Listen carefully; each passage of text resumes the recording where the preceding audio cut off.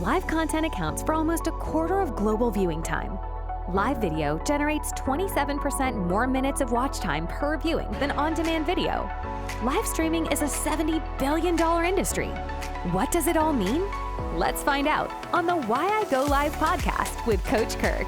Man, it is time for us to get back into the podcast. We want to welcome everybody back to the Why I Go Live podcast. I'm your host, Kirk Nugent, and I'm here with a special guest, somebody that I've known for quite a long while, somebody that I get to work with on a regular basis in the trenches, but somebody that I have come to respect as well as a content creator in his own space and is killing the game. Dr. Dwain Woode, what's going on, man? Kirk, man. I've been looking forward to this, man. I'm just so excited to be here and to be with your audience. Good. Hey, listen, man, we are, priming the pump. We've taken some time off is what I really should say to retool the podcast and rebrand and really whittle it down to the essentials. And that's why we just named it Why I Go Live. But man, I just love the stuff that you guys are doing. I mean, watching the Creative Couch and even the stuff that you're doing on your channel, where you're showing what's in your studio. Man, I'm salivating as you're saying all this stuff. Man, it's been a lot of fun. It's been a lot of fun, really pushing out some new and creative content. But man, one of the things that people often ask me is like, where do you meet these people? Like that's the number one thing that people ask me from my podcast is like, how do you know these people? Where do you know them from? And I always say something along the lines of, we met through either online or church. Actually, those are my two greatest ways of meeting people is either through some online platform or group or Facebook group or live stream or back channel chat that we did because of a YouTube video or through church. So, and in your case, we have the unique distinction of actually having met in both spaces. I met online and of course met through church as well. So excited to be able to have you come through today. Take a second, man, and just share with folks a little bit of what you do, your day job, your content, what area and focus, so that we kind of have that as a context and a launch pad for what of course our ultimate question is going to be. Well, man, Kirk, thank you, first of all, for allowing me this opportunity to come on and hang out with you. Because, I hang out with you at church, and to be able to hang out with you in this space, I mean, this is like a dream come true. Let me say that. The other thing is that people probably don't know, if they haven't been around you, is that you never meet a stranger. So it probably is at church. It probably is in this space, but I can imagine you probably meet people at the grocery store, at the wherever, and you just kind of connect with them. It's true. Because that's just who you are. So, but who am I? It really is, though. Who am I? So my name is Dwain Woode, and I'm an endocrinologist by training, right? So I take care of people with hormonal problems. That's what I went to medical school. When I did my fellowship, that's what I trained in. So if you know anything about endocrinology, the big thing that I take care of people with diabetes and also people who have thyroid. Those are the two big ones. But anything from low testosterone, osteoporosis, thyroid cancer, brain tumors in the pituitary. So all those things fall within the sphere of what I do as an endocrinologist. And I love what I do. Every time I walk through a door, man, I never know what's going to be behind that door, what life experience that person has, what disease process they are fighting with, and how their lives are impacting. Now, that is where my content comes from. So when I'm thinking about my content that I'm doing online, it comes from the experiences that I've had with people, watching them sometimes suffer in their disease space and wanting to know, okay, how can I help this person? Because it's not always a diabetes problem that they're struggling with, right? Because the diabetes is there. They have the disease, they have the medication, but they're not controlled because they are having trouble in their family. Mama's sick, daddy's sick. They're going through a divorce, man. They're depressed because they lost their job. And so we sometimes think that when that person walks into the medical sphere, that all they're dealing with is that medical problem, but it's not. It's all this other stuff that's compounding Other stuff. where they are. And so when you look at my content, we say I educate, I empower, I encourage people to take charge of their lives, avoid complications, go to the next level, and create the life they've always wanted. That means that it's more than the disease. It's like all this other stuff that we sometimes negate. That's what I do on my channel. I love that, man. And listen, I hear the passion, I hear the zest, I hear the excitement coming through the audio waves here, because this is clearly something that you absolutely love to do. But I think my audience would agree as we listen to you. And I mean, I don't know what the stats are for some of these types of diseases, hypertension, diabetes, all of the things. I don't know what the stats are, but I would dare say that anybody that's listening right now has been touched in some way, shape, form, or fashion by one of these diseases. Somebody in your family has had to deal with these in one way or another. And so while we are listening, some of those stories are coming to mind, and there's an awareness there because a loved one may be going through it, or you might be going through it yourself. But everybody listening is probably thinking to themselves, what in the world would an endocrinologist be doing? Number one, creating content, but even more than that, why would they go live? And that kind of brings us right there square to our question of the show. Why do you go live? Man, that's the question right there. And you're right. I mean, everybody is touched in some way. In the United States, there are 37 plus million people that have diabetes. Around the globe, there are 430 to 460 million people. I mean, we're talking about almost 500 million people on the planet that have diabetes. And the number one thing that diabetes causes is heart disease. It's a big thing there. So heart disease, blindness, kidney failure. So anyway, so we touch it. Everybody's being touched in some way, somebody or somebody who's related to somebody else. It's all there. Yeah. Why do I go live? I go live because there is this idea that people have that they can separate their life, if you will, from their disease. And they cannot do that. They are so intertwined, Kirk, that if we're not taking care of our mental health, our disease suffers. I had a guy who was on he was a hematologist, oncologist, and he said the people that seem to do the best with their cancer diagnosis.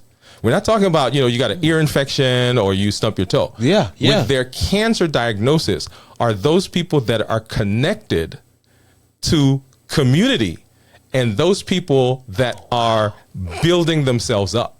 So even in the midst of suffering and having chemotherapy and going through all that rigor that those people are having, the ones that seem to fight this thing and sometimes win this thing more are those ones that are building themselves. They're talking about their mindset.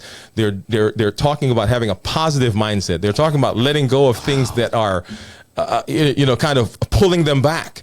They're talking about how do we build relationships. Disease processes cause people to be depressed, right? A big thing that diabetics face is depression because they just can't understand this thing that has taken over their entire lives. People who have rheumatoid arthritis, people who they're obese, right? So they've got a lot of weight. So they got pain in their back and pain in their knees. They don't go visit grandkids like they used to.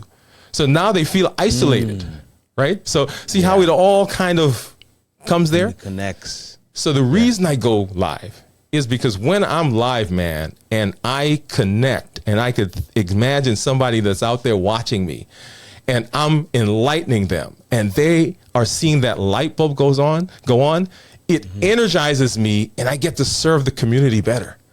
So my live stream, man, when I'm going to tell you, here's the thing.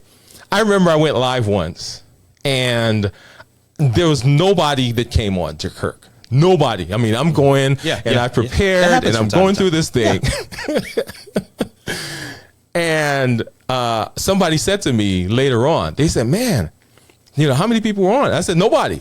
He said, but you were acting like there were a million people there. I said, man, because when I turn that camera on, I imagine you, Kirk, out there. I imagine other people that are sitting out there watching me who are hungry for the things that I'm talking about, hungry for the ideas that I'm giving. And when I can do that, it energizes me. And I'm like, okay, let's do this. So that's why I go live. Man, that is phenomenal. That's awesome. I mean, if I'm hearing you correctly, there's so many, nuggets that were in there, and I'm hoping the audience is kind of picking them up as you're dropping them down.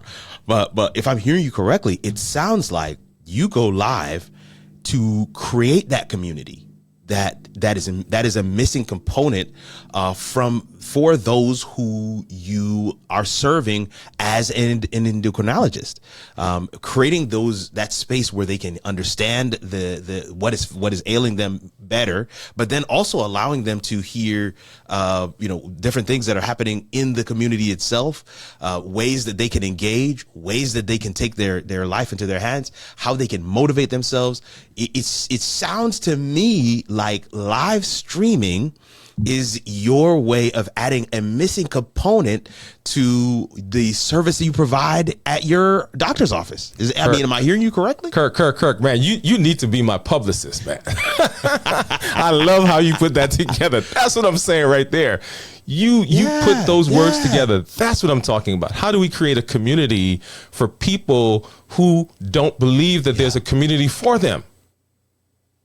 How do we do that? And how do we provide them with resources? How do they? I am the face of that space that those people need. And so when I go live, I go live because, hey, this is Dr. Dwain Woode. That's Wood with an E. E stands for endocrinology. Here on the channel, we educate, we empower, we encourage you to take charge of your health and your life, avoid complications, and go to the next level. I love it. I love how it rolls off the tongue. I love how it isn't rehearsed. It's literally a part of your lived experience. It's part of your brand.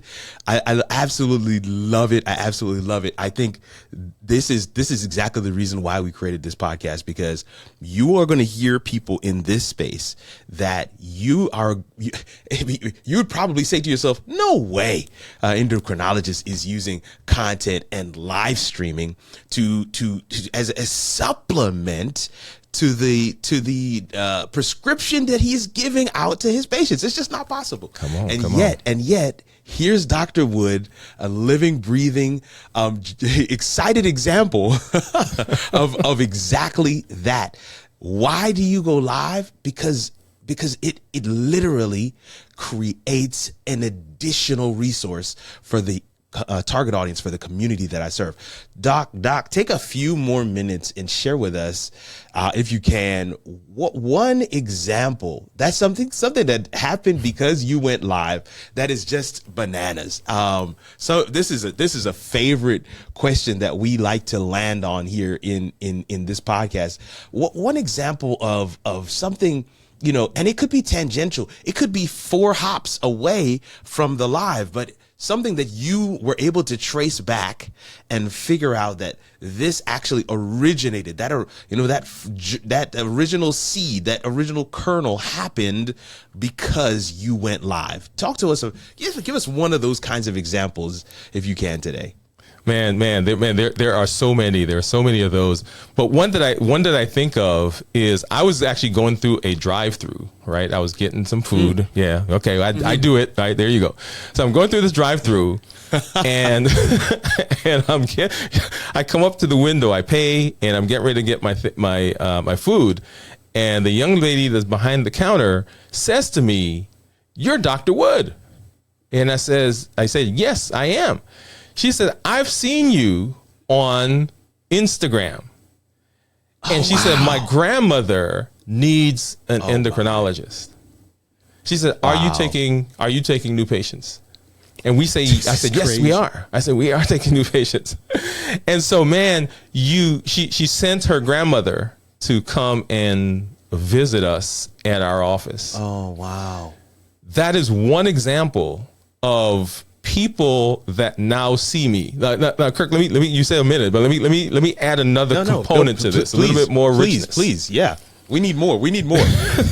So people are being referred to me by their physicians, right? So prior to going live, people were being referred. So their physician saw them, they needed an endocrinologist for diabetes or whatever it is, and they sent them to me, okay?